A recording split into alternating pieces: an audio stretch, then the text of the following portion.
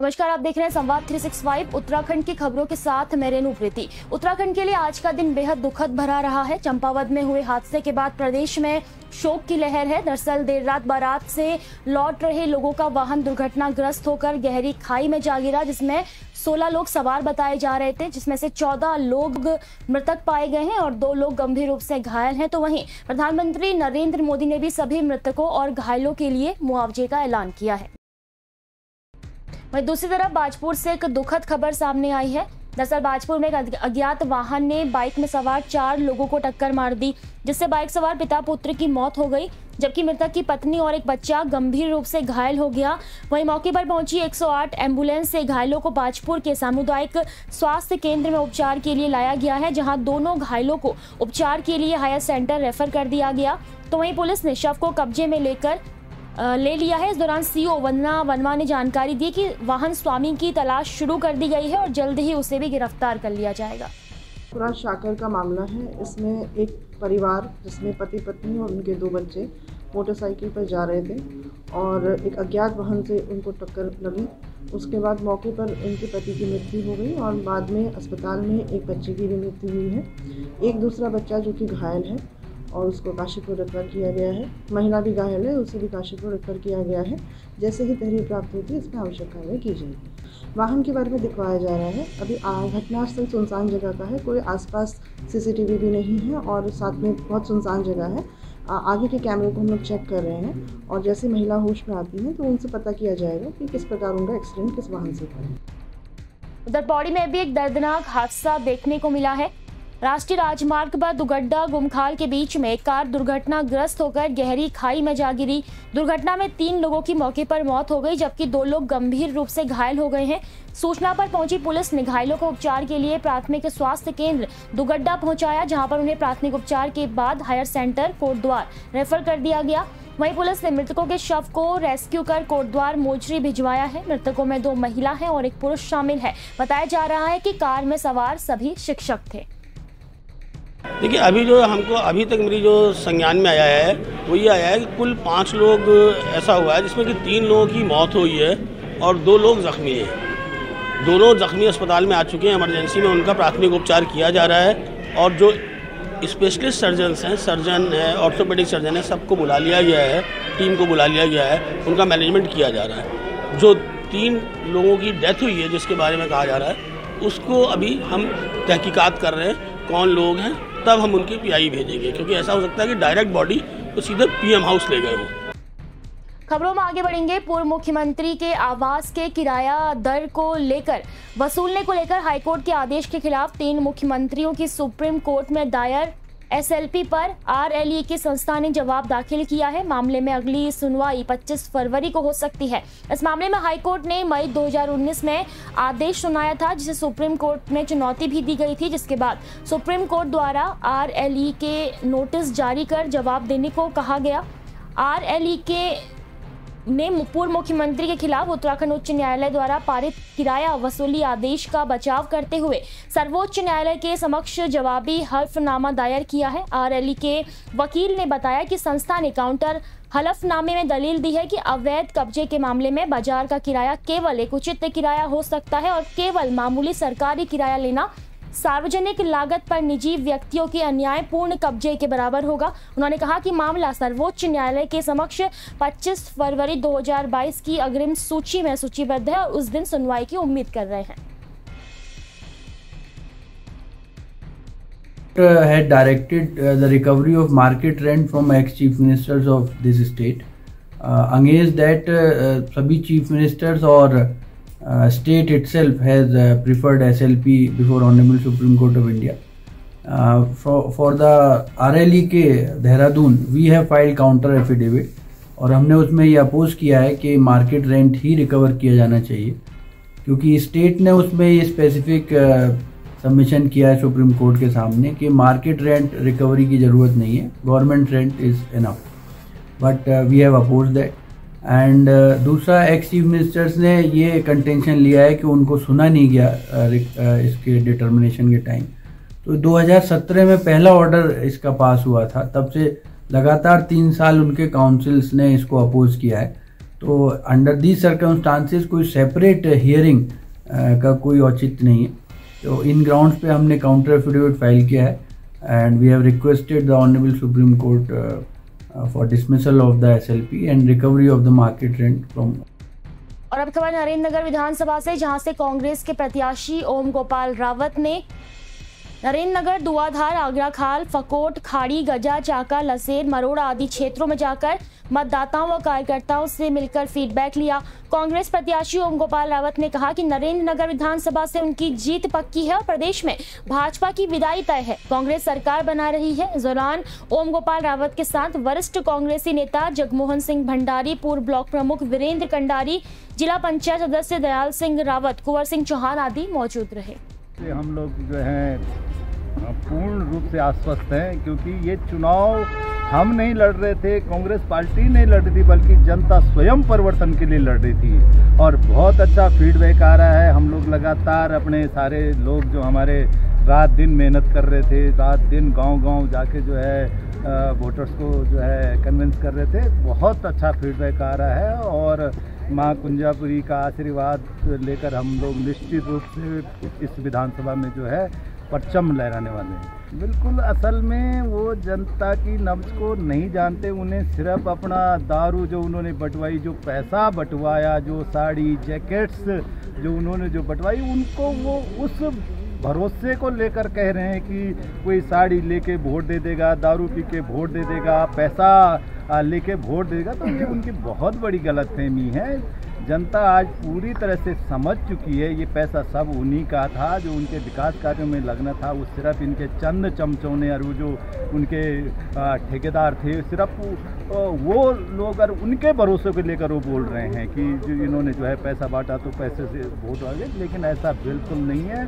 जनता जो है बहुत दुखी थी और वो इन चमचों से निजात पाना चाह रही थी, और वो उन्होंने करके दिखा दिया। अपने वोट के माध्यम से इनको सबक सिखाने का जो है काम पब्लिक ने। जो जनता का रुझान है, मैं 100% नहीं 1001% कह सकता हूं कि यहाँ पर भारतीय जनता पार्टी जा रही है और कांग्रेस पार्टी फुल मेजोरिटी के साथ जो है सरकार बना रही है। ये जो है 10 तारीख को सबके सामने आ जाएगा। खबरों में आगे बढ़ेंगे। भाजपुर में एक किसान के साथ मारपीट का मामला सामने आया है। जानकारी के अनुसार चीनी मिल में आउटसोर्स पर कार्य कर रहे ठेकेदार के कर्मचारियों ने गन्ना लेकर आए किसान के साथ मारपीट शुरू कर दी। मारपीट की घटना के बाद किसानों में आक्रोश देखने को मिला, जिसके चलते किसानों ने चीनी मिल को बंद कराकर जाम लगा दिया। तो वहीं मौके पर पहुंचे चीनी मिल के अधिकारियों ने आरोपी कर्मचारियों के खिलाफ कार्यवाही की मांग को लेकर पुलिस को तहरीर दी है। मैं यहाँ पे गन्ना लेकर आया था। गन्ना में क्लियारी में से खुद मैंने अपने हाथ से साफ करा। उन्हें ढूंढा लेबर वालों को, वो नहीं मिले। मैंने अपने हाथ से गन्ना नीचे फेंक दिया। बाद में आके मुझसे बोला कि ये गन्ना यहाँ क्यों फेंका, नीचे क्यों फेंका है? मैं और कहाँ फेंकूँ? तो बोला चैन में डाल। मैं तेरा नौकर थोड़ी हूँ मैं। तो मेरे ऊपर गन्ना लेके पी लिया। 2 जने गाली दे के हाँ मारपीट की है। मेरे ये गन्ने मारे हैं उन्होंने, 4-5 गन्ने फेंके हैं, मेरे सिरने लगे हैं। ये लगभग 1 घंटा पहले की घटना है, जो मेरे संज्ञान में भी आई थी। बल्कि मैं यहीं पे बैठा हुआ था गेट पे, तो मैं भी भाग के गया मौके पे। तो वहाँ एक ठेकेदार की लेबर है जिसने हमारे किसान भाई के साथ मारपीट करी है, और उसके लिए जो भी आवश्यक कार्रवाई है और वो हमने कर रहे हैं। और GM साहब के संज्ञान में भी लाया गया और GM साहब को भी लिखा गया कि इस पर कड़ी से कड़ी कार्रवाई की जाए और प्राथमिकता दर्ज करने के लिए भी थाने में भेजा जा रहा है।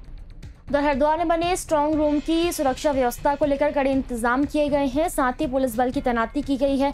जानकारी देते हुए SP क्राइम हरिद्वार मनोज कतियाल ने बताया कि स्ट्रांग रूम में 24 घंटे CCTV कैमरे व पुलिस निगरानी के बीच स्ट्रांग रूम की देखरेख की जा रही है। ये मतदान के पश्चात जहाँ पर स्ट्रांग रूम बनाया गया है, चुनावों की संवेदनशीलता के दृष्टिगत वहाँ पर कड़ी सुरक्षा के प्रबंध किए गए हैं। उसको समय समय पर अधिकारीगण चेक कर रहे हैं और वहाँ पर पूरी सुरक्षा एहतियात बरती जा रही है। बाकायदा CCTV के माध्यम से वहाँ सुरक्षा की जा रही है, ताकि जो भी वहाँ पर चुनाव से संबंधित सामग्री है उन पर सुरक्षित हो। खबरों में आगे बढ़ेंगे। कालाडूंगी विधानसभा से कांग्रेस के प्रत्याशी महेश शर्मा चुनाव निपटने के बाद पहली बार कालाडूंगी नगर पंचायत सभागार पहुंचे, जहां कार्यकर्ताओं ने फूल मालाओं के साथ उनका स्वागत किया। तो वहीं महेश शर्मा ने अपने कांग्रेस कार्यकर्ताओं के साथ मीटिंग की और नदीम अहमद को युवा कांग्रेस का प्रदेश महासचिव बनाया है। उनका पूरा परिवार कांग्रेस के लिए हमेशा समर्पित रहा है और अगर किसी के देश के बगैर किसी के वो कांग्रेस संगठन को मजबूत करने के लिए हमेशा तत्पर रहते हैं। इन्हीं बातों को देखते हुए प्रदेश हाईकमान ने संदीप भाई को प्रदेश का विधि प्रकोष्ठ का महासचिव नियुक्त किया है और जो कांग्रेस के जो कानूनी मामले होते हैं संगठन के स्तर पर उनको वो देखेंगे और उनकी संगठन की क्षमता छात्र संघ में भी वो प्रतिनिधित्व कर चुके हैं, तो निश्चित तौर पर उनके आने से कांग्रेस को एक बड़ी मजबूती मिलेगी। और अब खबर हरिद्वार के गुरुकुल कांगड़ी विश्वविद्यालय से, जहां 22 से 28 फरवरी तक विज्ञान सर्वत्र पूज्यते समारोह का आयोजन किया गया है। विश्वविद्यालय के कुलपति प्रोफेसर रूप किशोर शास्त्री ने बताया कि विज्ञान के इस महाआयोजन में आम लोग शामिल होकर आजादी के अमृत महोत्सव अभियान में भागीदार बने और विज्ञान और प्रौद्योगिकी के महत्व से परिचित होने के इस मौके का फायदा उठाएं। तो वहीं कार्यक्रम के संयोजक प्रोफेसर हेमवती नंदन ने समारोह को मील का पत्थर विज्ञान के लिए बताया। आज विज्ञानम सर्वत्र पूज्यते इस विषय पर गुरु कांगड़ी विश्वविद्यालय में 22 से लेकर के 28 फरवरी तक एक कार्यक्रम का आयोजन किया गया है। चूँकि गुरु कांगड़ी विश्वविद्यालय स्वयं में विज्ञान के प्रति और हमारी जितनी भी ज्ञान परंपरा है उसके प्रति सर्वत्र और हमेशा सजग रहा है, उसी भाव को लेकर, उसी दृष्टि को लेकर आज इस विश्वविद्यालय के प्रांगण में और इस कार्यक्रम में देश के विभिन्न संस्थाओं से और विभिन्न स्थानों से साइंटिस्ट पधारे हैं। विज्ञान प्रसार भारत सरकार द्वारा विज्ञान सर्वत्र पूज्यते कार्यक्रम देश के विभिन्न स्थानों पर 75 स्थानों पर आयोजित किया जा रहा है और यह कार्यक्रम जो है वो पिछले 75 वर्षों में स्वतंत्रता के भारत के जो बहुआयामी व्यक्तित्व के धनी वैज्ञानिक हैं उनका कंट्रीब्यूशन है। इसके माध्यम से बच्चों को बहुत सारी बातें सीखने को मिलेंगी और जो बहुत सारे कई बार प्रश्न उठते हैं बच्चों के जहन में वो सारे भी खुलकर एक्सप्रेस कर सकेंगे और सबका उत्तर शायद इन्हें मिल सके। और अब खबर श्रीनगर गढ़वाल से, जहां नगर पालिका के सफाई कर्मचारियों ने तहसील पहुंचकर उप जिलाधिकारी अजयवीर सिंह का घेराव किया। इस दौरान उन्होंने चेतावनी देते हुए सभी कर्मी के हड़ताल पर जाने की बात कही है और कर्मियों को तनख्वाह नहीं मिलने तक हड़ताल जारी रखने का चेतावनी दिया। 105 तो सफाई कर्मचारी हैं और 50 के करीब बाकी अन्य जो ऑफिस के कर्मचारी वो हैं। पौने 200 के करीब कर्मचारी हमारे पास। दिक्कत सैलरी की दिक्कत है, सैलरी नहीं मिल पा रही और हमारे बीच में कई तरह के कर्मचारी जिनको 6000, 8000, 9000 का वेतन मिलता है, उनके सामने तो हमेशा दिक्कत बनी रहती है। लेकिन वेतन न मिलने के कारण बहुत ज़्यादा स्थिति खराब हो चुकी है। आज उनको खाने पीने की भी दिक्कत आने लगी कि सब्जी लाने के लिए भी पैसे उनके पास नहीं है। बाकी जो अन्य कर्मचारी है, हमारे कर्मचारी पे लोन ज़्यादा है क्योंकि कर्मचारी क्या होता है लोनों से अपना काम चलाता है। तो क्या हुआ कि डेट निकल गई, सारी जो देती थी वो निकल चुकी, हमारे ऊपर अलग से चार्ज लगा दिया गया बैंक के। और कल से हमारा इसी चीज़ को लेकर, हड़ताल को लेकर हमारा कल से अनिश्चितकालीन हड़ताल है और जब तक हमारा वेतन नहीं मिलता हम हड़ताल पे डटे रहेंगे, बैठे। तो अपने नगर परिषद में बैठेंगे अपने कार्यालय में और हम बड़े आक्रोश से बैठेंगे। हमने बहुत धैर्य रख लिया कि हमें तनख्वाह मिल जाए, लेकिन जब तनख्वाह नहीं मिल पा रही हमको तब जाकर हमें हड़ताल में बाध्य होना पड़ा, है ना। ये लोग जो है अपनी राजनीतिक लड़ाई में हम कर्मचारी, छोटे कर्मचारी पिस रहे हैं।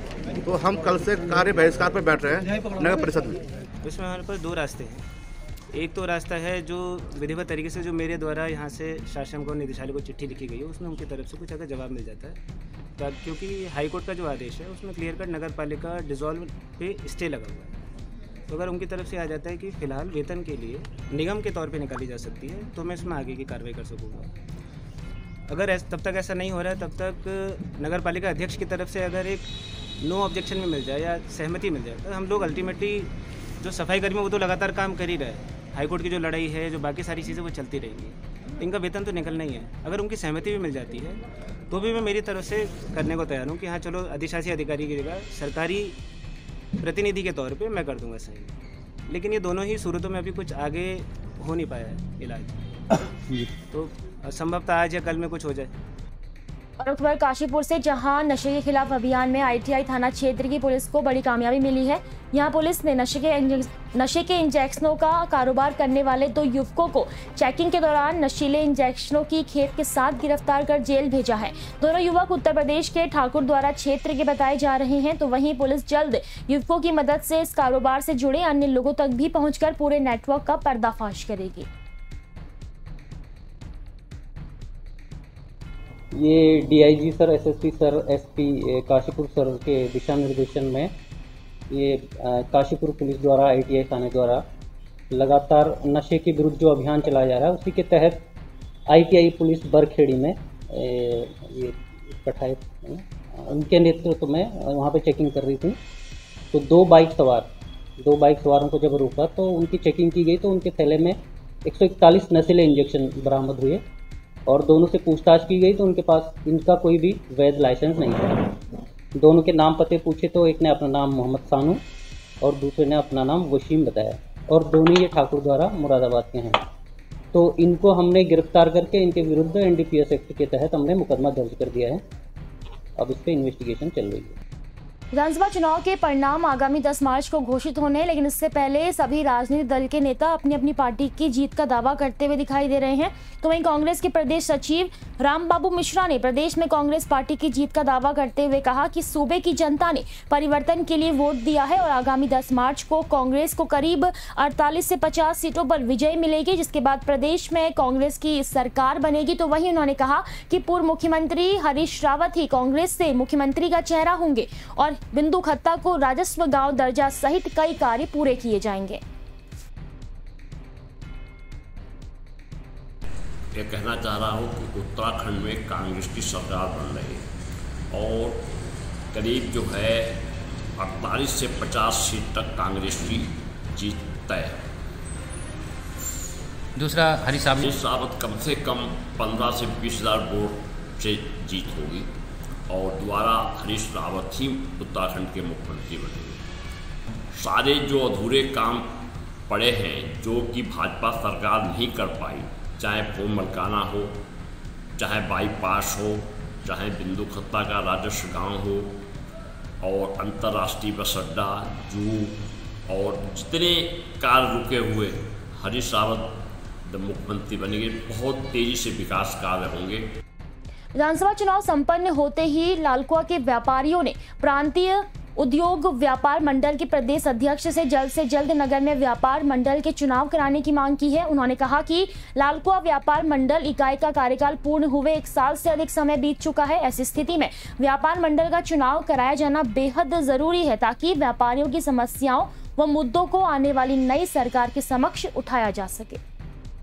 देखिए, जो प्रांतीय उद्योग व्यापार मंडल है उत्तराखंड में सक्रिय भूमिका निभाता है और हर व्यापारी वर्ग का ध्यान रखता है और ऐसे देखा जा रहा है चुनाव तो सभी जगह हो चुके हैं। ऐसा लगता है लालकुआ में भी अभी लालकुआ में हुआ नहीं है, लेकिन जो यहाँ पे व्यापार मंडल के पदाधिकारी हैं, अध्यक्ष हैं, बहुत सक्रिय रहते हैं, व्यापारियों के हित में हमेशा काम करते रहते हैं और जहाँ भी आवश्यकता होती है व्यापार मंडल अध्यक्ष जी अपनी पूरी टीम को लेकर पहुँच जाते हैं। और अगर चुनाव होंगे तो होने ही चाहिए, समय से तो चुनाव होने ही चाहिए। कि व्यापारियों का कोई सुन के राजी नहीं है कि उनकी क्या परेशानियां हैं, क्या उनकी व्यक्तिगत परेशानियां हैं, उनको रोड से कभी भी हटवा दिया जाता है, ठेले वालों को परेशान किया जाता है। तो एक व्यापार मंडल जरूरी है। यहाँ पर इलेक्शन होने हैं, पिछले 4 वर्षों से मेरे ख्याल से लगभग हो चुके हैं व्यापार मंडल को और अभी तक 3 वर्ष का टाइम होता है। अभी तक कोई यहाँ पर कोई सूझबूझ नहीं ली गई है कि व्यापार मंडल द्वारा, प्रांतीय उद्योग के व्यापार मंडल द्वारा कि यहाँ पर इलेक्शन कराया जाए।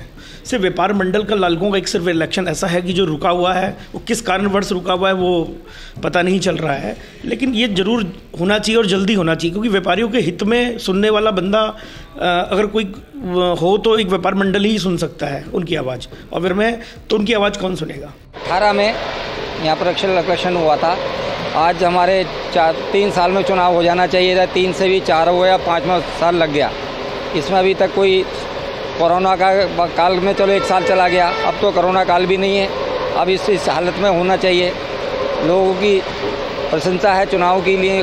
चुनाव सारे विधानसभा के, लोकसभा के सारे चुनाव हुए, इन चुनावों पर रोक हुई है, इसको जल्द से जल्द कराया जाए। उद्योग व्यापार मंडल पूरे प्रांत का प्रतिनिधित्व करता है, पूरे प्रांत के व्यापारियों का समर्थन रहता है। लोकतांत्रिक प्रक्रिया के अनुसार जो बाइलॉज है प्रांतीय उद्योग व्यापार मंडल का, प्रत्येक 3 साल में चुनाव हो जाना चाहिए। पहले ये समयावधि 2 वर्ष की थी, परंतु विचार विमर्श होने के बाद प्रांतीय मंत्रिमंडल ने यह तय किया कि 3 वर्ष में प्रांतीय उद्योग व्यापार मंडल के चुनाव प्रत्येक नगर और प्रत्येक बाजार में हो जाना चाहिए। परंतु इस बार 4 साल से अधिक का समय हो जाने इस कारण हो गया कि बीच में चुनाव भी थे, विधानसभा के चुनाव थे, बीच में 1-2 समस्याएं और कोरोना से संबंधित थीं, इस कारण से चुनाव नहीं हो पाए। देखिए, पूरे प्रदेश में प्रांतीय उद्योग व्यापार मंडल के चुनाव हो चुके हैं, मगर लालकुआं इकाई में अभी तक कोई चुनाव ही नहीं हो रहा है। दूसरा कार्यकाल भी पूरा होने आ रहा है और व्यापारियों की समस्याएं रहती हैं। ये तो भाई नई कार्यकारिणियाँ गठन नहीं होगा तो कार्य कैसे होगा।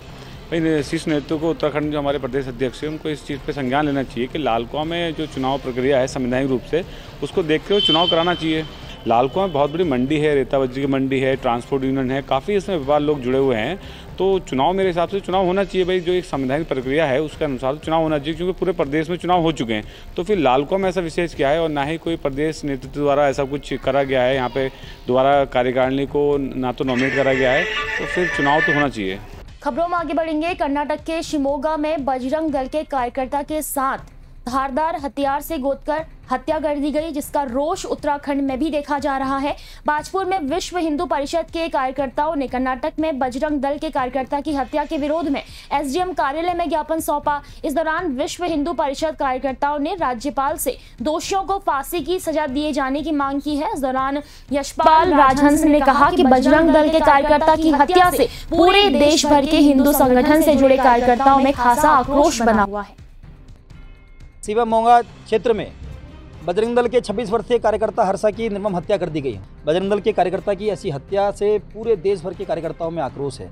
महामहिम राज्यपाल जी को ज्ञापन भेजकर आज ऐसे दुराचारियों के पीछे जो ताकत है, जो देश का विघटन चाहते हैं, ऐसे लोगों की पर्दाफाश हो, जांच हो और इन सभी को फांसी की सजा दी जाए तत्काल, अन्यथा बजरंग दल बहुत बड़े स्तर पर संपूर्ण देश भर में आंदोलन के लिए बाध्य होगा। यही मांग है जो हमारे बजरंग दल का कल एक 26 साल का बेटा जो मार दिया गया है, हम चाहते हैं कि उन लोगों को फांसी हो जिन्होंने मतलब बच्चे को मारा है। कर्नाटक में हुई बजरंग दल के कार्यकर्ता की हत्या का विरोध देखने को मिला। यहां तहसील परिसर में एकत्र हुए विश्व हिंदू परिषद, बजरंग दल और आरएसएस कार्यकर्ताओं ने तहसीलदार के माध्यम से राष्ट्रपति को ज्ञापन सौंपा और सभी अपराधियों को तत्काल फांसी की सजा दिए जाने की मांग की है और मांग न पूरी होने पर देशव्यापी आंदोलन की चेतावनी दी है। स्वयंसेवक संघ और उनके अनुसांगिक संगठन सभी एक संस्कारित संगठन हैं और लोकतांत्रिक ढंग से अपनी बात को किसी भी मंच पर रखने के लिए स्वतंत्र हैं, परंतु मॉब लिंचिंग और किसी प्रकार की हत्या, अराजकता और इस प्रकार की विध्वंसकारी जो घटनाएं घटती हैं, विकृत मानसिकता के लोग इस घटनाओं को अंजाम देते हैं। हम इन घटनाओं की पुनरावृत्ति न होने देने के लिए माननीय तहसीलदार महोदय के माध्यम से महामहिम राष्ट्रपति जी को एक ज्ञापन हम सभी संगठनों ने सौंपा है, जिसमें हम सभी लोग कटिबद्ध तरीके से राष्ट्रव्यापी यदि कोई आंदोलन छेड़ने की बात कही जाएगी तो हम सब उनके साथ कंधे से कंधा मिलाकर चलेंगे और इस प्रकार की घटनाओं की पुनरावृत्ति न होने देने के लिए भरसक प्रयास करेंगे। ये करता कि हमारे हत्या हुई है, हम उसकी घोर निंदा करते हैं और हम चाहते हैं सरकार से कि उसको कड़ी से कड़ी सज़ा दी जाए और आगे भी इस तरीके की कोई भी घटना की पुनरावृत्ति ना हो। हमने महामहिम राष्ट्रपति के नाम से ज्ञापन तहसीलदार महोदय को सौंपा है और उस पर उचित कार्रवाई करने के लिए इसी के साथ उत्तराखंड की खबरों में बस इतना ही। मुझे दीजिए इजाजत। आप देखते रहिए संवाद 365। नमस्कार।